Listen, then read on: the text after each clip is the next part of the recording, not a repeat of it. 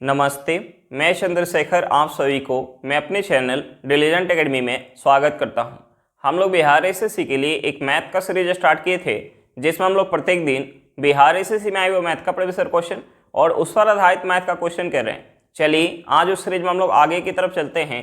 इससे पहले अगर आप मेरे चैनल पर नए हो तो चैनल को सब्सक्राइब कर लें और बेल आइकन को प्रेस करना बिल्कुल ना भूलें, ताकि आपको सबसे पहले लेटेस्ट नोटिफिकेशन मिलता रहे। चलिए अब हम लोग क्वेश्चन की तरफ चलते हैं। देखिए हमारा क्वेश्चन क्या दिया हुआ है। हमारा क्वेश्चन है 25 संख्याओं का औसत 13 है। यदि पहली 13 संख्याओं का औसत 11.5 है और अंतिम 13 संख्याओं का औसत 14.5 है, तो ठीक बीच में आने वाली संख्या ज्ञात कीजिए। हमसे पूछ के रहा है ठीक बीच में आने वाली संख्या पूछ रहे हैं। तो देखिए हमें क्वेश्चन में टोटल संख्या कितना दिया हुआ है, हमें टोटल संख्या 25 दिया हुआ है, तो ठीक बीच में आने वाली संख्या कौन सी होगी, 13वीं संख्या होगी। अब देखिए हमें क्वेश्चन में 25 संख्या का औसत क्या दिया हुआ है, हमें क्वेश्चन में 25 संख्या का हमें औसत दिया हुआ है 13। 25 संख्या का औसत क्या दिया है, 13 दिया है। और हमें क्वेश्चन में क्या दिया, हमें क्वेश्चन में पहली 13 संख्या का औसत दिया है। पहली 13 संख्या का औसत कितना दिया है, 11.5 दिया है। और हमें क्वेश्चन में क्या दिया, हमें क्वेश्चन में अंतिम 13 संख्या का औसत दिया है। अंतिम 13 संख्या का औसत कितना दिया है, 14.5 दिया है। अब देखिए टोटल 25 संख्या है जिसका औसत हमें क्वेश्चन में कितना दिया, 13 दिया है। टोटल 25 संख्या है जिसका औसत हमें क्वेश्चन में 13 दिया है। जब हम प्रथम 13 संख्या का औसत निकाल रहे हैं तो औसत कितना निकल के आ रहा है, 11.5 निकल के आ रहा है। तो देखिए 11.5 13 से कितना कम है, 11.5 13 से 1.5 कम है और यहाँ टोटल संख्या कितनी है, 13 है। अब देखिए जब हम अंतिम 13 संख्या का औसत निकाल रहे हैं तो अंतिम 13 संख्या का औसत कितना निकल के आ रहा है, 14.5 निकल के आ रहा है। अब देखिए 14.5 13 से कितना ज्यादा है, 13 से कितना ज्यादा है, 1.5 ज्यादा है और यहाँ टोटल संख्या कितनी है, 13 है। अब देखिए हम क्या करेंगे, इन दोनों को ऐड करेंगे। यहां से ऐड करने के बाद जो भी हमारा निकल के आएगा उसे हम टोटल संख्या के औसत में ऐड करेंगे, तो हमारा वहां से क्या निकल के आ जाएगा, बीच वाली संख्या निकल के आ जाएगा। अब देखिए ये हमारा क्या है, -1.5 गुणे 13 है और ये हमारा क्या है, +1.5 गुणे 13 है। हम इसे ऐड करेंगे तो ये हमारा क्या हो जाएगा, 0 हो जाएगा। हम इस जीरो को टोटल संख्या के औसत में ऐड करेंगे तो हमारा क्या निकल के आ जाएगा, बीच वाला संख्या निकल के आ जाएगा। यानी बीच वाला संख्या क्या निकल के आ गया, 13 निकल के आ गया। हमारा आंसर क्या निकल के आ गया, 13 निकल के आ गया। चलिए क्वेश्चन समझ में आ गया होगा। नेक्स्ट क्वेश्चन पे चलते हैं। देखिए हमारा क्वेश्चन क्या दिया हुआ है। हमारा क्वेश्चन है 8 वर्ष पहले ए और बी के आयु का अनुपात 5:4 था। उनकी वर्तमान आयु का अनुपात 6:5 है। अब से 7 वर्ष बाद ए और बी की आयु का योग कितना होगा। हमसे पूछ क्या रहा है, अब से 7 वर्ष बाद, यानी वर्तमान से 7 वर्ष बाद ए और बी की आयु का योग पूछ रहा है। अब देखिए भाई क्वेश्चन में क्या दिया हुआ है, हमें क्वेश्चन में ए और बी के 8 वर्ष पहले के आयु का हमें रेशियो दिया है। 8 वर्ष पहले का हमें रेशियो दिया है। 8 वर्ष पहले का हमें रेशियो क्या दिया हुआ है, 8 वर्ष पहले का हमें रेशियो दिया हुआ है 5:4। और हमें क्वेश्चन में क्या दिया, हमें क्वेश्चन में वर्तमान का रेशियो दिया है। वर्तमान का हमें रेशियो कितना दिया, वर्तमान का हमें रेशियो दिया हुआ है 6:5। तो देखिए हम सबसे पहले दोनों के आयु के बीच का हम अंतर चेक करेंगे, क्योंकि दो लोगों के बीच आयु का जो अंतर है वो हमेशा बराबर होता है। अब देखिए 8 वर्ष पहले हमने मान लिया कि ए की आयु अगर 5 यूनिट है तो बी की आयु कितना है, 4 यूनिट, यानी यहाँ अंतर कितना हो जाएगा, 1 यूनिट हो जाएगा। अब देखिए वर्तमान में ए की आयु अगर 6 यूनिट हो जा रही है तो बी की आयु कितना हो जा रही है, 5 यूनिट, यानी यहाँ अंतर कितना हो जाएगा, 1 यूनिट। अब देखिए दोनों जगह से जो हमारा अंतर निकल के आ रहा है वो बराबर निकल के आ रहा है। दो लोगों के बीच आयु का जो अंतर है वो हमेशा बराबर होता है और यहां भी हमारा अंतर बराबर निकल के आ रहा है। अब देखिए अंतर हमारा बराबर निकल के नहीं आता तो हम क्या करते, नीचे वाले अंतर से हम ऊपर वाले रेशियो में गुना करते और ऊपर वाले अंतर से हम नीचे वाले रेशियो में गुना करते, तब जाके हमारा आयु के बीच का अंतर बराबर निकल के आ जाता। लेकिन हमारा यहाँ अंतर बराबर निकल के आ रहा है। अब देखिए 8 वर्ष पहले ए की आयु अगर 5 यूनिट है तो वर्तमान में कितना हो जा रही है, 6 यूनिट, यानी ए की आयु में कितने का वृद्धि हो रहा है, 1 यूनिट का। अब देखिए 8 वर्ष पहले बी की आयु अगर 4 यूनिट है तो वर्तमान में कितना हो जा रहा है, 5 यूनिट, यानी बी की आयु में कितने का वृद्धि हो रहा है, 1 यूनिट का वृद्धि हो रहा है। और हम यहाँ वर्ष में कितने का वृद्धि कर रहे हैं, 8 वर्ष पहले से हम वर्तमान में जा रहे हैं, यानी हम वर्ष में 8 वर्ष का वृद्धि करें, हम वर्ष में 8 वर्ष का वृद्धि करें, यानी यहाँ से हमारा इस 1 यूनिट का वैल्यू क्या निकल के आ गया, इस 1 यूनिट का वैल्यू निकल के आ गया 8 वर्ष। इस 1 यूनिट का वैल्यू 8 वर्ष निकल के आ गया तो हम यहाँ से दोनों की वर्तमान आयु निकाल सकते हैं। अब देखिए ए की वर्तमान आयु क्या है, 6 यूनिट है, हमें 1 यूनिट का वैल्यू पता है तो हम यहाँ से 6 यूनिट का वैल्यू निकाल सकते हैं। 6 यूनिट का वैल्यू क्या हो जाएगा, 48 वर्ष हो जाएगा। और बी की वर्तमान आयु क्या है, 5 यूनिट है। अब देखिए 1 यूनिट का वैल्यू 8 वर्ष है तो 5 यूनिट का वैल्यू क्या हो जाएगा, 40 वर्ष हो जाएगा। अब देखिए दोनों की वर्तमान आयु पता चल गया और हमसे पूछ क्या रहा है, हमसे पूछ रहा है अब से 7 वर्ष बाद के आयु का योग पूछ रहा है, यानी वर्तमान से 7 वर्ष बाद का योग पूछ रहा है। तो देखिए दोनों के आयु में, दोनों के वर्तमान आयु में अगर हम 7 वर्ष ऐड कर देंगे तो 7 वर्ष बाद की आयु निकल के आ जाएगी, यानी 7 वर्ष बाद की आयु का योग क्या हो जाएगा, 48 प्लस 7 प्लस 40 प्लस 7 हो जाएगा।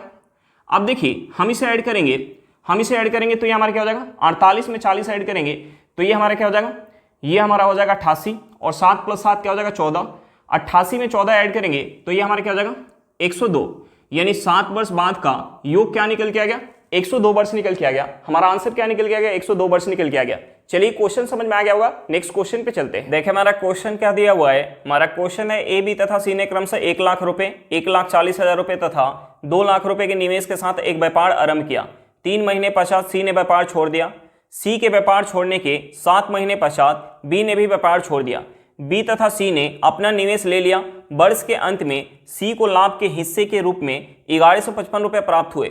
ए तथा बी को मिलाकर उनका कुल लाभांश क्या है। अब देखिए हमें क्वेश्चन में सी का लाभ दिया हुआ है और हमसे पूछ क्या रहा है, ए प्लस बी का लाभ पूछ रहा है। तो देखिए अगर हमें लाभ का रेशियो पता चल जाए तो हमें क्वेश्चन में सी का लाभ दिया हुआ है तो हम वहां से ए प्लस बी का लाभ निकाल सकते हैं। अब देखिए हम लाभ का रेशियो कैसे निकालते हैं।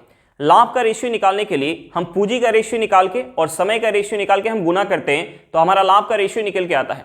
अब देखिए हमें क्वेश्चन में तीनों का पूंजी दिया हुआ है तो हम यहां से तीनों का पूंजी का रेशियो निकाल सकते हैं। और समय के बारे में क्या दिया है, हमें क्वेश्चन में समय के बारे में दिया हुआ है कि सी जो है 3 महीने के पश्चात व्यापार छोड़ दे रहा है, यानी सी का जो पूंजी है वो कितना समय के लिए लग रहा है, सी का जो पूंजी है वो 3 महीने के लिए लग रहा है। और हमें क्वेश्चन में आगे दिया हुआ है कि सी के व्यापार छोड़ने के 7 महीने पश्चात बी भी व्यापार छोड़ दे रहा है, यानी बी का पूंजी कितने महीने के लिए लग रहा है, 10 महीने के लिए लग रहा है। और टोटल व्यापार जो है 1 वर्ष के लिए चल रहा है, यानी ए का जो पूंजी है वो टोटल 1 वर्ष यानी 12 महीने के लिए लग रहा है। अब देखिए हमें तीनों का समय पता चल गया तो हम यहां से तीनों के समय का रेशियो निकाल सकते हैं। और हमें क्वेश्चन में तीनों का पूंजी दिया हुआ है तो हम यहां से लाभ का रेशियो निकालेंगे ए, बी और सी के। तो देखिए ए का पूंजी कितना दिया हुआ है, ए का पूंजी दिया हुआ है 1 लाख रुपए। ए का पूंजी कितना दिया हुआ है, 1 लाख रुपए। ए का समय कितना है, 12 माह। बी का पूंजी कितना है, 1,40,000 रुपया। बी का पूंजी कितना है, 1,40,000 रुपया। और बी का समय कितना है, 10 माह। सी का पूंजी कितना है, 2 लाख रुपए। सी का पूंजी कितना है, 2 लाख रुपए। सी का पूंजी कितना है, 2 लाख रुपए। और सी का समय कितना है, 3 माह। अब देखिए इसे सॉल्व करेंगे तो यहां से हमारा लाभ का रेशियो निकल के आ जाएगा। हम यहां से 4 जीरो से 4 जीरो काट सकते हैं। हम यहां से 4 जीरो से 4 जीरो काट सकते हैं। हम इस 1 जीरो से 1 जीरो को काट सकते हैं। अब देखिए यहां हमारा क्या बच गया, यहां हमारा बच गया 12। यहां हमारा क्या बच गया, 14। यहां हमारा क्या बच गया, 2 गुने 3 यानी क्या बच गया, 6 बच गया। हम इसे अगर 2 से काटेंगे तो ये 2 से जाएगा 6 बार में, ये 2 से जाएगा 7 बार में और ये 2 से जाएगा 3 बार में। यानी उस लाभ में से अगर ए को 6 यूनिट मिला होगा तो बी को कितना मिला होगा, 7 यूनिट। और सी को कितना मिला होगा, 3 यूनिट। और हमें क्वेश्चन में दिया हुआ है कि सी को कितना मिल रहा है, सी को कितना मिल रहा है, 1155 रुपया। यानी इस 3 यूनिट का वैल्यू हमें क्वेश्चन में 1155 रुपया दिया है। इस 3 यूनिट का वैल्यू हमें क्वेश्चन में 1155 रुपया दिया है तो हम यहाँ से 1 यूनिट का वैल्यू निकाल सकते हैं। 1 यूनिट का वैल्यू कितना हो जाएगा, हम इसे 3 से काटेंगे तो ये 3 से जाएगा 3 बार में, हाथ में 2, ये हमारा हो जाएगा 25। 25 3 से कितने बार में जाएगा, 8 बार में, हाथ में 1 15, 15 3 से जाएगा 5 बार में। यानी 1 यूनिट का वैल्यू क्या निकल के आएगा, 385 रुपया। और हमसे पूछ क्या रहा है, हमसे पूछ रहा है ए प्लस बी का लाभ। तो देखिए ए को अगर 7 यूनिट मिल रहा है, 6 यूनिट मिल रहा है तो बी को कितना मिल रहा है, 7 यूनिट। यानी ए प्लस बी का लाभ कितना हो जाएगा, 13 यूनिट हो जाएगा। हमें 1 यूनिट का वैल्यू पता है तो हम यहाँ से 13 यूनिट का वैल्यू निकाल सकते हैं। हम इसमें अगर 13 से गुना करेंगे तो 13 में 5 से गुना करेंगे, 13 5 65 के 5, हाथ में 6, 13 में 8 से गुना करेंगे 104 हो जाएगा। 104 में हम 6 ऐड करेंगे 110 हो जाएगा। 110 का 0, हाथ में 11, 13 में हम 3 से गुना करेंगे ये हमारा हो जाएगा 39, 39 में 11 ऐड करेंगे ये हमारा क्या हो जाएगा 50। यानी यहां से हमारा क्या निकल के आ गया, ए प्लस बी का टोटल लाभ निकल के आ गया 5,005 रुपए। हमारा आंसर क्या निकल के आ गया, 5,005 रुपए निकल के आ गया। चलिए क्वेश्चन समझ में आ गया होगा, नेक्स्ट क्वेश्चन पे चलते हैं। देखिए हमारा क्वेश्चन क्या दिया हुआ है, हमारा क्वेश्चन है समान धारिता या समान क्षमता की 2 बोतलें संतरे के रस से क्रम से 35% और 33 से 1/3% तक भरी है। ये बोतल सेब के रस से पूरी भरी जाती है और फिर दोनों बोतल की सामग्री एक दूसरे बर्तन में खाली कर दी जाती है। परिणामी मिश्रण में सेव के रस का प्रतिशत ज्ञात कीजिए। हमसे पूछ कह रहा है परिणामी मिश्रण में सेव के रस का प्रतिशत पूछ रहा है। अब देखिए मैं क्वेश्चन में दिया हुआ है कि पहले बोतल में संतरा का रस कितना है, 35% है। पहले बोतल में संतरा का रस 35% है और दूसरे बोतल में संतरा का जो रस है वो 33 सही 1/3% है। तो हम सबसे पहले क्या करेंगे, इस प्रतिशत को हम फ्रैक्शन में चेंज करेंगे। अब देखिए 35% को हम फ्रैक्शन में चेंज करेंगे तो ये हमारा हो जाएगा 7/20 और 33 सही 1/3% को हम फ्रैक्शन में चेंज करेंगे तो ये हमारा क्या हो जाएगा 1/3 हो जाएगा। अब देखिए पहले बोतल की धारिता अगर 20 यूनिट होगी तो 20 यूनिट में से 7 यूनिट क्या होगा, संतरा का रस होगा। और दूसरे बोतल की धारिता अगर 3 यूनिट होगी तो 3 यूनिट में से 1 यूनिट क्या होगा, संतरे का रस होगा। और हमें क्वेश्चन में दिया हुआ है कि बोतल का जो शेष जगह है उसे सेव के रस से भरा जा रहा है। तो हम यहां से संतरे के रस और सेव के रस का हम रेशियो निकाल सकते हैं। अब देखिए पहले बोतल में संतरे का रस अगर 7 यूनिट होगा तो सेव का रस कितना होगा, 13 यूनिट होगा।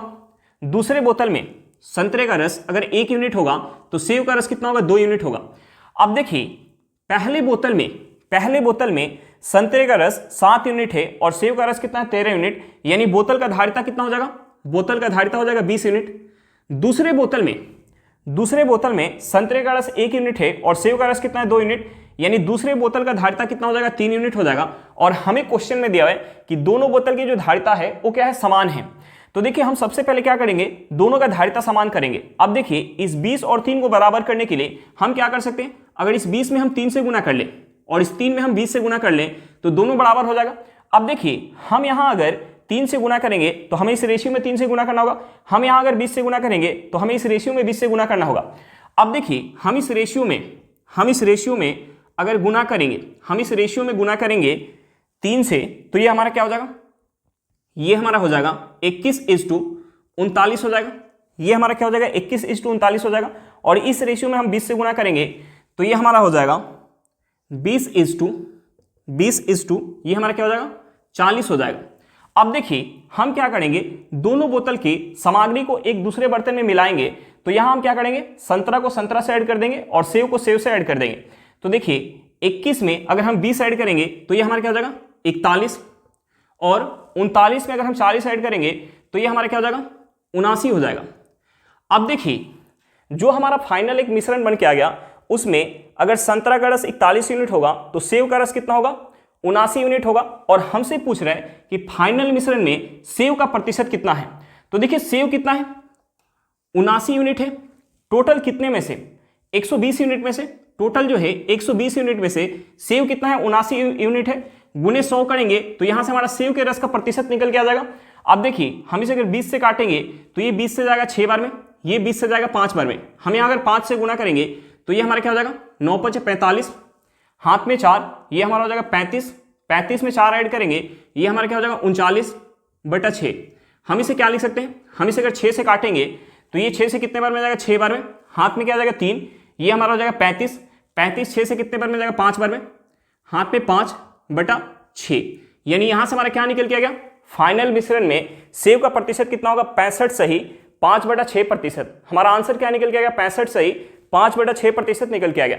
चलिए क्वेश्चन समझ में आ गया होगा, नेक्स्ट क्वेश्चन पे चलते हैं। देखिए हमारा क्वेश्चन क्या दिया हुआ है, हमारा क्वेश्चन है संख्याएं ए और बी संख्या सी से क्रमशः 30% और 50% अधिक है, ए का बी से अनुपात क्या है। हमसे पूछ कर रहे हैं A:B पूछ रहा है। अब देखिए हमें क्वेश्चन में 3 संख्या दिया हुआ है, A, B और C, और हमें क्वेश्चन में दिया हुआ है कि संख्याएं A और B संख्या C से क्रमशः 30% और 50% अधिक है। तो देखिए हमने मान लिया कि संख्या C जो है वो 100 यूनिट है। हमने मान लिया कि संख्या C जो है वो 100 यूनिट है, तो संख्या A कितना होगा, C से 30% अधिक, यानी संख्या A हो जाएगा 130 यूनिट, और संख्या B कितना होगा, C से 50% अधिक, यानी संख्या B हो जाएगा 150 यूनिट। और हमसे पूछ रहे हैं A:B, A:B। तो देखिए A कितना है 130 यूनिट, तो B कितना है 150 यूनिट। यहां से हमारा 1 0 से 1 0 कट जाएगा, यानी रेशियो क्या निकल के आ गया, 13:15 निकल के आ गया। हमारा आंसर क्या निकल के आ गया, 13:15 निकल के आ गया। चलिए क्वेश्चन समझ में आ गया होगा, नेक्स्ट क्वेश्चन पे चलते हैं। देखिए हमारा क्वेश्चन क्या दिया हुआ है, हमारा क्वेश्चन है सेव की कीमत में 20% की वृद्धि की जाती है और फिर 20% की कमी की जाती है, सूद प्रतिशत कमी क्या है। हमसे पूछ के रहा है सूद प्रतिशत कमी पूछ रहा है, तो हम यहाँ सक्सेसिव लगा के सूद प्रतिशत कमी निकाल सकते हैं। अब देखिए हमें क्वेश्चन में दिया हुआ है कि पहले जो है 20% की वृद्धि की जा रही है, पहले 20% की वृद्धि की जा रही है, बाद में 20% की कमी की जा रही है। तो देखिए प्लस माइनस हमारा क्या हो जाएगा, माइनस हो जाएगा। 20 गुने 20 बटा हमारा क्या हो जाएगा, 100 हो जाएगा। हम इसे सॉल्व करेंगे तो यहां से हमारा क्या निकल के आ जाएगा, सूद प्रतिशत कमी निकल के आ जाएगा। अब देखिए 2 जीरो से हमारा 2 जीरो कट जाएगा, यहां से हमारा प्लस का 20 और माइनस के 20 आपस में कट जाएगा। हम यहां अगर 2 में 2 से गुना करेंगे तो यहां से हमारा क्या निकल के आ जाएगा, माइनस का 4, यानी सूद प्रतिशत कमी क्या निकल के आ गया, सूद प्रतिशत कमी निकल के आ गया 4%। हमारा आंसर क्या निकल के आ गया, 4% निकल के आ गया। चलिए क्वेश्चन समझ में आ गया होगा, नेक्स्ट क्वेश्चन पे चलते हैं। देखिए हमारा क्वेश्चन क्या दिया हुआ है, हमारा क्वेश्चन है 35% वस्तुओं को 65% के लाभ पर बेचा गया और बची हुई वस्तुओं को 1% की हानि पर बेच दिया गया। इस तरह अगर कुल मिलाकर 12% हानि हुई हो तो x का मान क्या होगा। हमसे पूछ क्या रहे हैं, x का मान पूछ रहे हैं। अब देखिए हमें क्वेश्चन में दिया है कि 35% वस्तुओं को 65% के लाभ पर बेचा गया और शेष वस्तु को 1% की हानि पर बेचा गया। तो देखिए कुल वस्तु अपने आप में क्या होगा, 100%, जिसमें से 35% वस्तु को 65% के लाभ पे बेचा जा रहा है और शेष वस्तु को, तो देखिए शेष वस्तु कितना हो जाएगा, टोटल वस्तु अपने आप में क्या होगा 100%, जिसमें से 35% वस्तु बेच दिया गया, यानी शेष वस्तु कितना हो जाएगा 65%। तो देखिए हम यहां से वस्तुओं की संख्या का रेशियो निकाल सकते हैं। अब देखिए यहां से हमारा परसेंटेज से परसेंटेज कट जाएगा, हम इसे अगर 5 से काटेंगे तो ये 5 से जाएगा 7 बार में और ये 5 से जाएगा 13 बार में, यानी संख्या का रेशियो क्या निकल के आ गया, 7:13 निकल के आ गया। अब देखिए हमें क्वेश्चन में दिया हुआ है, कि 35% वस्तु को 65% के लाभ पर बेचा जा रहा है, यानी 7 यूनिट वस्तु को जो है संख्या का रेशियो क्या निकल के आ गया, 7:13 निकल के आ गया, यानी 7 यूनिट वस्तु को 65% के लाभ पे बेचा जा रहा है, 65% के लाभ पे बेचा जा रहा है और 13 यूनिट वस्तु को 1% की हानि पर बेचा जा रहा है, जिसके कारण ओवरऑल 12% की हानि हो रही है, जिसके कारण ओवरऑल 12% की हानि हो रही है।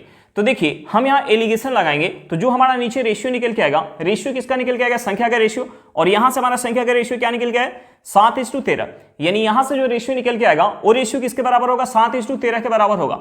अब देखिए जब हम एलिगेशन लगाते हैं तो बड़े में से छोटे को माइनस करते हैं और ये जो हमारा बीच में होता है वो एक से हमारा छोटा होता है तो दूसरे से क्या होता है, बड़ा होता है, यानी प्लस के 65% से ये छोटा है तो माइनस के 1% से क्या होगा, बड़ा होगा। अब देखिए हम एलिगेशन लगाते हैं तो बड़े में से छोटे को माइनस करते हैं, यानी -12% में से माइनस करेंगे माइनस का 1% तो माइनस माइनस प्लस हो जाएगा, ये हमारा हो जाएगा -12% प्लस 1% हो जाएगा इस टू। यहां माइनस करेंगे बड़े में से छोटे को, यानी प्लस के 65% में से माइनस करेंगे माइनस का 12% तो माइनस माइनस प्लस हो जाएगा, ये हमारा हो जाएगा 65% प्लस का 12%। अब देखिए हम यहां से प्रतिशत कॉमन लेके काट सकते हैं, यहां से हमारा हो जाएगा -12 प्लस x/2, इसे ऐड करेंगे तो ये हमारा हो जाएगा 77। अब देखिए ये जो रेशियो होगा वो किसके बराबर होगा, 7:13 के बराबर होगा, यानी हम यहां से लिख सकते हैं -12 प्लस x बटा 77 इक्वल टू 7/13। अब देखिए हम इस इक्वेशन से x का वैल्यू निकाल सकते हैं, हम यहां से क्रॉस गुना करेंगे तो ये हमारा क्या हो जाएगा, -12 में अगर हम 13 से गुना करेंगे तो ये हमारा हो जाएगा माइनस का 156 प्लस 13x इक्वल टू 77 में 7 से गुना करेंगे, 7 में 7 से गुना करेंगे 49 के 9 हाथ में 4, फिर 7 में 7 से गुना करेंगे 49 प्लस 4 क्या हो जाएगा, 53 हो जाएगा, यानी 539 निकल के आ गया। अब देखिए इस -156 को उस साइड लेके जाएंगे तो हमारा माइनस में तो प्लस में हो जाएगा, यानी यहां से हमारा हो जाएगा 13x इक्वल टू 6 + 9 क्या हो जाएगा, 15 के 5 हाथ में 1, ये हमारा हो जाएगा 8 और 1 क्या हो जाएगा, 9 हो जाएगा, 5 + 1 क्या हो जाएगा, 6 हो जाएगा। अब देखिए हम इसे अगर 13 से काटेंगे तो यहां से हमारा x इक्वल टू क्या हो जाएगा, ये 13 से कितने बार में जाएगा, 13 × 5 = 65 हाथ में 4, ये हमारा हो जाएगा 45, 13 में 3 से गुना करेंगे 13 × 39 हाथ में क्या आ जाएगा, 45 में से 39 माइनस करेंगे हाथ में आ जाएगा 6, हम यहाँ दशमलव लगाएंगे तो हमारा एक 0 आएगा, 60 हो जाएगा, 60 13 से कितने बार में जाएगा, 60 जो है 13 से 4 बार में जाएगा, 13 × 52 हाथ में क्या जाएगा 8, एक और 0 लेके आएंगे 80 हो जाएगा, 80 13 से कितने बार में जाएगा, 13 × 6 = 78, 6 बार में जाएगा, हाथ में क्या जाएगा 2, हम एक और 0 लेके आएंगे वो हमारा क्या बन जाएगा 20, 20 जो है 13 से कितने बार में जाएगा, एक बार में, हाथ में क्या आ जाएगा, हाथ में आ जाएगा 7, हम एक और 0 लेके आएंगे 70 हो जाएगा, 70 जो है 13 से कितने बार में जाएगा, 5 बार में, यानी यहां से हमारा x इक्वल टू क्या निकल के आ गया, x इक्वल टू निकल के आ गया 53.5 निकल के आ गया। हमारा आंसर क्या निकल के आ गया, 53.5 निकल के आ गया। चलिए क्वेश्चन समझ में आ गया होगा, नेक्स्ट क्वेश्चन पे चलते हैं। देखिए हमारा क्वेश्चन क्या दिया हुआ है, हमारा क्वेश्चन है एक दुकानदार एक पर्स पर 25% की छूट देता है। यदि वह 37% की छूट देता तो उसे लाभ के रूप में 120 रुपए कम प्राप्त होते। पर्स का अंकित मूल्य ज्ञात करें। हमें क्या निकालना, पर्स का अंकित मूल्य निकालना है। तो देखिए पर्स का जो अंकित मूल्य होगा वो अपने आप में क्या होगा, 100% होगा। पर्स का जो अंकित मूल्य होगा वो अपने आप में क्या होगा, 100% होगा। अब देखिए पहले जो है 25% का डिस्काउंट दे रहा है, पहले जो है 25% का डिस्काउंट दे रहा है, बाद में अगर डिस्काउंट 37% का देने लग रहा है तो उसे जो है 120 रुपया कम प्राप्त हो रहा है, यानी लाभ जो है 120 रुपया कम हो रहा है। तो देखिए यहां जो है पहले की अपेक्षा कितना कम ले रहा है, यहां जो है पहले की अपेक्षा कितना कम ले रहा है, 12% कम ले रहा है, जिसके कारण उसे जो है 120 रुपया कम प्राप्त हो रहे हैं, जिसके कारण उसे जो है 120 रुपया कम प्राप्त हो रहा है। यानी इस 12% का वैल्यू हमें क्वेश्चन में क्या दिया है, 120 रुपया दिया है, तो हम यहां से 1% का वैल्यू निकाल सकते हैं। 1% का वैल्यू क्या हो जाएगा, 10 रुपया हो जाएगा। और हमसे पूछ कर रहा है अंकित मूल्य, तो देखिए अंकित मूल्य अपने आप में क्या होगा, 100%। हमें 1% का वैल्यू पता है तो हम यहां से 100% का वैल्यू निकाल सकते हैं। 100% का वैल्यू क्या हो जाएगा, 1000 रुपया हो जाएगा। हमारा आंसर क्या निकल के आ गया, 1000 रुपया निकल के आ गया। चलिए क्वेश्चन समझ में आ गया होगा, नेक्स्ट क्वेश्चन पे चलते हैं। देखिए हमारा क्वेश्चन क्या दिया हुआ है, हमारा क्वेश्चन एक निश्चित धनराशि समान वार्षिक साधारण ब्याज दर पर 4 वर्ष में 6000 रुपया और 7 वर्ष में 6750 रुपया हो जाती है, वह धनराशि है। हमें क्या निकालना, प्रिंसिपल निकालना है। अब देखिए हमें क्वेश्चन में दिया हुआ है कि धनराशि 4 वर्ष में, धनराशि जो है 4 वर्ष में कितना हो जा रही है, 6000 रुपया। धनराशि 4 वर्ष में 6000 रुपया हो जा रही है और 7 वर्ष में धनराशि कितना हो जा रही है, 7 वर्ष में धनराशि जो है 6750 रुपया हो जा रही है। और यहां जो ब्याज काउंट हो रहा है साधारण ब्याज के दर से ब्याज काउंट हो रहा है। तो देखिए जब ब्याज साधारण ब्याज के दर से काउंट होता है तो हमें प्रत्येक साल ब्याज क्या मिलता है, बराबर मिलता है। तो देखिए 4 वर्ष में राशि जो है वो कितना हो जा रही है, 6000 रुपया, और 7 वर्ष में राशि कितना हो जा रही है, 6750 रुपया। यानी यहां से यहां तक पहुंचने में टोटल ब्याज कितना मिल गया, 750 रुपए का ब्याज मिल गया। टोटल ब्याज कितना मिल गया, 750 रुपए का। और ये जो है कितने वर्ष में हो रही है राशि, 4 वर्ष में, और ये राशि जो है 7 वर्ष में हो रही है। यानी यहां से यहां तक हम जाएंगे तो टाइम कितना हो जाएगा, 3 वर्ष का हो जाएगा। यानी 3 वर्ष में ब्याज कितना मिल रहा है, 750 रुपए का। 3 वर्ष में ब्याज मिल रहा है 750 रुपए का, तो 1 वर्ष में ब्याज कितना मिल जाएगा, 3 वर्ष में ब्याज मिल रहा है 750 रुपए का, तो 1 वर्ष में एसआई कितना मिल जाएगा, 1 वर्ष में एसआई मिल जाएगा 250 रुपया। 1 वर्ष में एसआई कितना मिल जाएगा, 250 रुपया। अब देखिए ये जो राशि हो रही है 4 वर्ष के बाद 6000 रुपया हो रही है, तो अगर हम इसमें से 4 वर्ष का ब्याज माइनस कर ले, 1 वर्ष में ब्याज कितना हो रहा है, 250 रुपया, तो 4 वर्ष में एसआई कितना हो जाएगा, 4 वर्ष में एसआई कितना हो जाएगा, 1000 रुपया। यानी हम इसमें से 1000 रुपया माइनस कर ले, 4 वर्ष के अमाउंट में से अगर हम 1000 रुपया माइनस कर लेंगे तो हमारा क्या निकल के आ जाएगा, प्रिंसिपल निकल के आ जाएगा। यानी यहां से हमारा प्रिंसिपल क्या हो जाएगा, प्रिंसिपल हो जाएगा 6000 माइनस 1000 रुपया। यहां से हमारा क्या निकल के आ जाएगा, 5000 रुपया निकल के आ जाएगा। हमारा आंसर क्या निकल के आ गया, 5000 रुपया निकल के आ गया। हमारा आंसर क्या निकल के आ गया, 5000 रुपया निकल के आ गया। हमारा आंसर क्या निकल के आ गया, 5000 रुपया निकल के आ गया। चलिए क्वेश्चन समझ में आ गया होगा, नेक्स्ट क्वेश्चन पे चलते हैं। देखिए हमारा क्वेश्चन क्या दिया हुआ है, हमारा क्वेश्चन एक धनराशि चक्रवृद्धि ब्याज की निश्चित दर पर 10 वर्षों में दोगुनी हो जाती है, यह धनराशि कितने वर्षों में 8 गुनी हो जाएगी। अब देखिए हमने मान लिया कि जो धनराशि है वो 1 यूनिट है, हमने मान लिया कि धनराशि जो है वो 1 यूनिट है, तो हमें क्वेश्चन में दिया हुआ है कि चक्रवृद्धि ब्याज के निश्चित दर पर राशि जो है 10 वर्षों में दुगुनी हो जा रही है। यानी 1 से राशि कितनी हो जाएगी, 2 हो जाएगी। तो हमसे पूछ रहा है कि राशि जो है 8 गुनी उसी ब्याज दर पर कितने वर्षों में हो जाएगी। यानी राशि जो है 1 से 8 होने में कितने वर्ष का समय लेगी। तो देखिए हम इसे क्या लिख सकते हैं, इस 2 को हम लिख सकते हैं 2 के पावर 1, और 8 को हम क्या लिख सकते हैं, हम इस 8 को लिख सकते हैं 2 के पावर 3।